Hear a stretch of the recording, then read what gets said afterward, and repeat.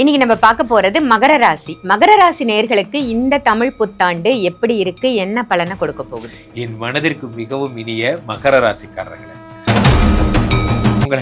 அடி அடி அடிச்சு. ஏன்னா சில வாத்தியார் அப்படிதான் ஸ்கூல்ல தன்னோட ஸ்டூடெண்ட் தான் நிறைய அடிப்பாங்க. ஏன்னா அப்பதான் அவர் வந்து பயாசுடா இல்லைன்னு யாரும் சொல்லக்கூடாதுங்கிறதுக்காக பண்ணுவாங்க. அந்த மாதிரி மகர ராசிக்காரர்களுக்கு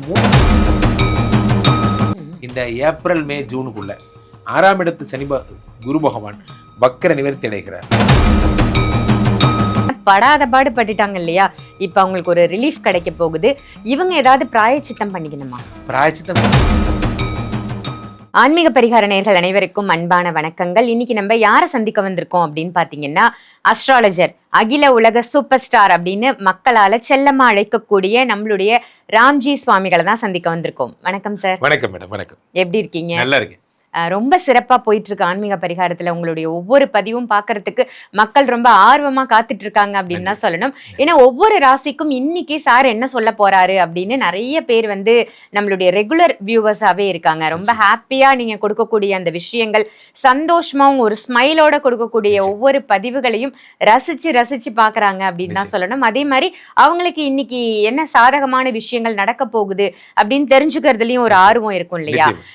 இப்போ நம்ம பார்க்க போற டாபிக் வந்து சார், நிறைய விஷயங்கள் நம்ம பார்த்திருக்கோம், நிறைய பெயர்ச்சி பலாபலன்கள் பார்த்துட்டு இருந்தோம். அந்த வகையில இப்ப வரக்கூடிய சித்திரை முதல் நாள் வரக்கூடிய தமிழ் புத்தாண்டு, இன்னைக்கு நம்ம பார்க்க போறது மகர ராசி நேயர்களுக்கு இந்த தமிழ் புத்தாண்டு எப்படி இருக்கு, என்ன பலனை கொடுக்க போகுது? என் மனதிற்கு மிகவும் இனிய மகர ராசிக்காரர்களே, மகர ராசிக்காரர்கள் எனக்கு ரொம்ப பிடிக்கும். இவர்களோடு நான் வாழ்ந்திருக்கிறேன். மகர ராசிக்காரர்களை ஒரு 10 வருஷமா எனக்கு தெரியும். காரணம் என்ன அப்படின்னா, இந்த 7.5 சனி வந்ததுலேருந்து அது 8.5 சனி 9.5 சனியாக ஆன வரைக்கும் எனக்கு தெரியும். கொஞ்சம் நெஞ்சமாக தார் பண்ணாமல் அப்படிங்கிற மாதிரி. அவன் உண்மைதான். உண்மையே சொல்லப்போனால் இத்தனைக்கும் உங்களோட ஃபாதர் ஆஃப் தி, உங்களுடைய ராசிக்கு அவர் தான் ஃபாதர். ஒரு ஃபாதர்னு கூட பார்க்காம உங்களை அடிச்சாங்க. ஏன்னா சில வாத்தியார் அப்படி தான் ஸ்கூலில் தன்னோட ஸ்டூடெண்ட் தான் நிறைய அடிப்பாங்க. ஏன்னா அப்போ தான் அவர் வந்து பயாசுடா இல்லைன்னு யாரும் சொல்லக்கூடாதுங்கிறதுக்காக பண்ணுவாங்க. அந்த மாதிரி மகர ராசிக்காரர்களுக்கு 3ஆம் இடத்துல சனி வரார் புத்தாண்டுல. பராபவ வருடம் பிறந்தாலும் பிறந்துச்சு அப்படிங்கிற மாதிரி 3ஆம் இடத்துல சனி பகவான் சகாய சனியாக வருகிறார். அது என்ன சகாயம்? சகாயம்னா என்னன்னா நன்மைன்னு அர்த்தம், அதாவது உதவின்னு அர்த்தம். உதவி புரிகின்ற சனி பகவானாக வருகிறார். இவர் என்ன உதவி செய்ய போறாரு? இவர் ஒண்ணு செய்யாம இருந்தாலே போதும், பாதி உதவி. அப்படி கிடையாது. இவர் 3ஆம் இடத்து சனி பகவான் 3, 4, 5 பார்க்கிறார். 5ஆம் இடம் என்பது யோகஸ்தானம் இடம். வாழ்க்கையில உங்களுக்கு என்ன வேணும்? கார் வேணுமா, வீடு வேணுமா, வண்டி வேணுமா, இப்படி எல்லாம் கேட்கறதும் ஒண்ணுதான். எல்லா யோகங்களையும் பெறுவாய் அப்படிங்கிறதும் ஒண்ணுதான். ரெண்டுத்துக்கும் ஒரே அர்த்தம் தான். ஏன்னா இது எல்லாம் சேர்ந்ததுதான் வாழ்க்கை. எல்லா யோகங்களையும், புத்திர சந்தானம் எல்லாம் சேர்ந்ததுதான் வாழ்க்கை.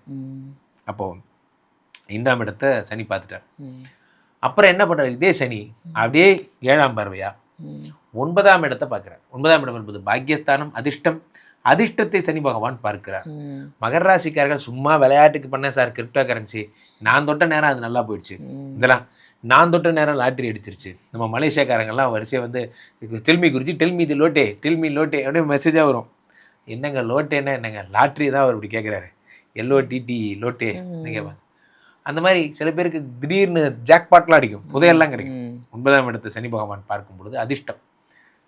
ஒரு சின்ன பாயிண்ட் என்னன்னா, அப்பாவோட உடல்நிலை மட்டும் இவங்க கொஞ்சம் ஜாக்கிரதையாக இருக்கணும். ஏன்னா 9ஆம் இடத்தை சனி பார்க்கக்கூடாது. பார்க்கும்போது அது மட்டும் பார்க்கணும். அடுத்ததாக சனி பகவான் 12 பார்க்குறாரு. 12 சனி பகவான் பார்க்கும்போது என்ன ஆகும்னா, சுற்றுலா போகிறது. இத்தனை நாள் வாழ்ந்து நான் என்னதான் சார் கிழிச்சேன் அப்படிங்கிற மாதிரி சில பேருக்கு என்ன ஆகும்னா, திடீர்னு வெறுப்பாகி பஸ் எடுத்துட்டு கிளம்பிடுவாங்க. எல்லாருமே வாங்க எங்கன்னா வெளியே போகலாம் அப்படிங்கிற மாதிரி திடீர் டூர் போவாங்க. எதுக்கு திடீர்னு டூரு? போர் அடிக்குது அப்படிங்கிற மாதிரி. இவர்கள் வந்து பார்த்தீங்கன்னா மகர ராசிக்காரர்கள் வாழ்வை கொண்டாட வேண்டும் என்று இந்த வருடம் நினைப்பார்கள்.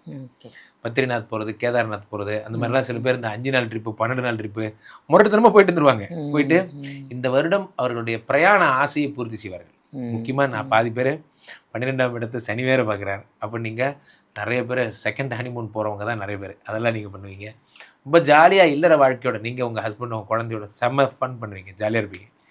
இதில் என்ன அப்படின்னா, ஒரு சூப்பரான விஷயம் மேடம், இந்த ஏப்ரல் மே ஜூனுக்குள்ள 6ஆம் இடத்து சனி குரு பகவான் வக்கர நிவர்த்தி அடைகிறார். விபரீத ராஜயோகத்தை அனுபவிக்க போகிறார். அப்போ இந்த 3 மாசத்துக்குள்ள தங்கம் சேர்த்துறது, ஃபினான்ஸ் நிலைமையை சரி பண்ணிக்கிறது. ஒரு 4 இடத்துல தண்டல் வாங்கியிருந்தேன், இந்த 4த்தையும் சேர்த்து ஒரே இடமா பர்சனல் லோன் வாங்கி இந்த 4த்தையும் கொடுத்துட்றது. ஃபினான்ஸ் மேனேஜ்மெண்ட் ஒரு இஎம்ஐயா போட்டோம், 4 இஎம்ஐயா போகுது இப்போ. அந்த மாதிரியான இதை தூக்கி அதில் போடுறது, அதை தூக்கி இதில் போடுறது, புத்தாலித்தனமாக ஃபினான்ஸை மேனேஜ் பண்ணுவாங்க. இதில் என்னன்னா, இந்த ஜூனுக்கு அப்புறம் குரு 7ல் உச்சமடைகிறார். 7ல் உச்சமடைஞ்சா என்ன ஆகும்? லவ் வரும். 7ஆம் இடத்துல குரு வரும்பொழுது காதல். அப்போ என்ன ஆகும்? குரு பகவான் தருகின்ற அற்புத பலன் லவ். ஸோ அரேஞ்ச் மேரேஜ் பண்ணுறவங்கெல்லாம் தனக்கான வத்து யார் எம்பிஏ படிச்சிருக்கணும், கனடாவில் வேலை பார்க்கணும், அப்படி ஒரு பொண்ணுக்காக தான் நான் கல்யாணம் பண்ணுவேன். வேற வழி இல்லாமல் குரு சரிடா போ கல்யாணம் பண்ணிக்க போ அப்படிங்கிற மாதிரி அதே ப்ரொஃபைலில் மேட்ச் பண்ணி கொடுப்பாரு. ஸோ அந்த மாதிரி சில பேர் சத்தியம் பண்ணிட்டுலாம் வாழ்வீங்க. அவங்க இந்த வது வந்தால் தான், இவங்க வந்தால் தான் கல்யாணம், அதெல்லாம் நடக்கும். 7ஆம் இடத்துல குரு பகவான் வரும்பொழுது இத்தனை நாள் கல்யாணம் ஆகாதவங்களுக்கெல்லாம் இனிமே கல்யாணம் நடக்கும், நல்ல பார்ட்னர் கிடைப்பாங்க. முக்கியமாக ஃபாரின் போக போகிறாங்க மகர ராசிக்காரர்கள். If you want to fly then you can fly அப்படிங்கிற மாதிரி. ஜஸ்ட் அப்படி மாடிக்கு போகிறீங்க, அப்படியே ஃப்ளைட் வரும், ஏறி போயிட்டே இருக்க வேண்டியதான். அவ்வளோதான். அந்த மாதிரி போகிற ஃப்ளைட்லாம் நம்ம ஃப்ளைட் தான்டா அப்படிங்கிற மாதிரி. எந்த கண்ட்ரி வேணாம், ஆல் கண்ட்ரிஸ் வெல்கம். குரு பகவான் 7ஆம் இடத்துக்கு வந்துட்டார். எந்த கண்ட்ரி கையை போடுறீங்க, ஏறி போயிட்டு இருக்கீங்க அப்படிங்கிற மாதிரி. 7ஆம் இடத்துல இருக்கக்கூடிய குரு பகவான் 11ஆம் பார்வையாக 5ஆம் பார்வையாக மகர ராசிக்காரர்களுக்கு 11ஆம் இடத்தை பார்க்கிறார். இதுதான் மேடம் ஒரு ட்விஸ்ட். இந்த 11ஆம் இடம் இவர்களுக்கு பாதகாதிபதி செவ்வாயோட வீடு. உங்களுக்கு வெறும் பிரச்சனைகளை மட்டுமே தரக்கூடிய இடம் இந்த 11ஆம் இடம். அதை இந்த குரு பகவான் பார்த்து லாபங்களை தருகிறார். அடுத்ததா வேரிஸ் மகர ராசி, விருச்சிக ராசி கம்ப்ளீட் பண்ணிட்டேன், மகர ராசியை காணோம், என்ன நம்மளை தர்றாங்க அப்படிங்கிற மாதிரி. குரு பகவான் அடுத்த செலெக்ஷன் லிஸ்ட்ல உங்க பேர் தான் வச்சிருக்காரு. குருவே உங்க பேர் தான் வச்சிருக்காரு, உங்களை தான் பார்க்க போறாரு. ஸோ இப்போ மகர ராசிக்காரர்களை பார்க்கிறார். கடக ஆஃப்டர் திஸ் ஜூன் மகரத்தை பார்க்கிறார், உங்களை தான் பார்க்க போறார். பார்த்த உடனே என்ன பண்ண, என்னப்பா வேணும் உனக்கு சொல்லுப்பா அப்படின்னா, ஐயா வந்துட்டீங்களா, ஒரு 200 ரெக்குவயர்மெண்ட் இருக்கு, அப்படியே எழுதிங்க, ஒரு பேப்பர் எடுத்துங்க அப்படிங்கிற மாதிரி. என் வீட்டுக்காரர் கிட்ட நல்லா பேசணும், ரைட்டு ஒன்று வரிசையா சொல்லுவீங்க. எல்லாம் blessed, I bless you in all the ways. நான் பிளஸ் கொடுத்துட்டே இருப்பார். அப்போ உடம்ப சரி பண்ணுவார். நல்ல விஷயம்லாம். இதில் என்ன ஒரு ட்விஸ்ட்னா மேடம், இந்த 2ஆம் இடத்துல ராகு இருந்தார். 2ங்கிறது குடும்பஸ்தானம். குடும்பஸ்தானத்தில் ராகு இருந்து குடும்பத்தில் ஒரு நிம்மதியே இல்லாமல் என்னையும் கணவரையும் பிரித்து வச்சுருந்தார் இந்த ராகு போன்ற பிரச்சனைகள். இப்போ ராசியிலே ராகு இப்போ அந்த டிசம்பர் 6க்கு அப்புறம் இனிமே பார்த்தீங்கன்னா என்ன ஆகுது, அப்படியே சட்டை பேண்டெல்லாம் ஆள் மாற போகிறீங்க. நீங்கள் ஒரு மைனர் ஆக போகிறீங்க. அப்படியே பைக் எல்லாம் எடுத்துகிட்டு அப்படி சூப்பராக எல்லாமே திரும்புதே தன்னா என்ன திடீர்னு இப்படி ஆகிட்டீங்க அப்படிங்கிற மாதிரி, வாழ்வை கொண்டாட போகிறேன் அப்படிங்கிற மாதிரிலாம் மாறிடுவீங்க. முக்கியமாக ஃபாரின் போவீங்க. லைட்டாக ஒரு ப்ராப்ளம் என்ன, ராசியிலே ராகு வந்தால் கூடவே ஒரு அவதூறு கேஸும் வரும், ஜாக்கிரதையாக இருங்க.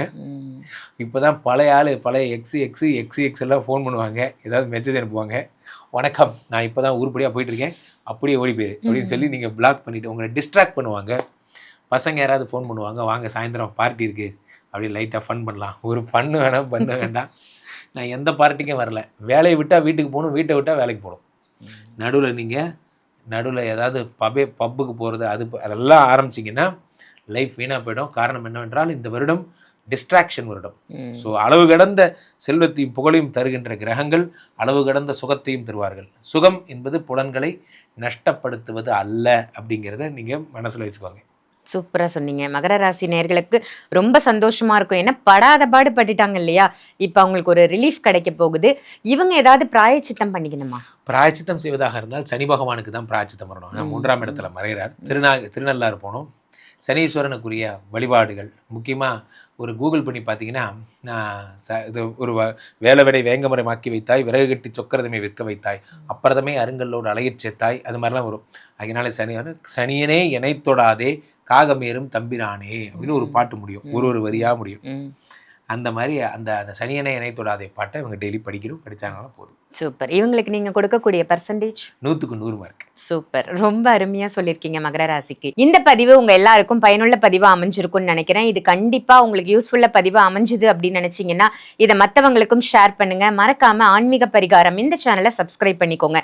இது எல்லாத்தையும் விட மிக முக்கியமான விஷயம், நம்மளுடைய பிரம்மஸ்ரீ ராம்ஜி பரமஹம்சர் ராம்ஜி சுவாமிகள் அவர்கள் அவங்களுடைய ஸ்ரீமடம் பத்தி நீங்க கேள்விப்பட்டிருப்பீங்க. தினம் இங்க வந்து நித்திய யாகங்கள் வந்து நடந்துட்டு இருக்கு. தினமும் நடக்கக்கூடிய இந்த யாகத்துல நீங்க கலந்துக்கிறதால நிறைய பலாபலன்கள் உங்களுக்கு கிடைக்க போகுது. உங்களுக்கு தனிப்பட்ட ஜாதகம் பார்க்கணும் அப்படின்னு நினைச்சாலோ, இல்ல இங்க நடக்கக்கூடிய யாகத்துல கலந்துகிட்டு என்னுடைய பிரச்சனைகளை தீர்த்துக்கணும் அப்படின்னு நினைச்சாலோ, கண்டிப்பா வீடியோல தெரியிற நம்பருக்கு கால் பண்ணி அப்பாயின்மெண்ட் வாங்கிக்கோங்க. நித்தியமா நடக்கக்கூடிய இந்த யாகத்துல நீங்க எல்லாரும் கலந்துகிட்டு உங்களுக்கான விஷயங்களை, அதாவது என்னென்ன பிரச்சனைகள் இருக்கோ அது எல்லாத்தையும் தீர்த்துக்கணும் அப்படின்னு கேட்டுக்கிறேன். இதே மாதிரி வேற ஒரு நல்ல பதிவுல உங்க எல்லாரையும் சந்திக்கின்றேன். நன்றி, வணக்கம்.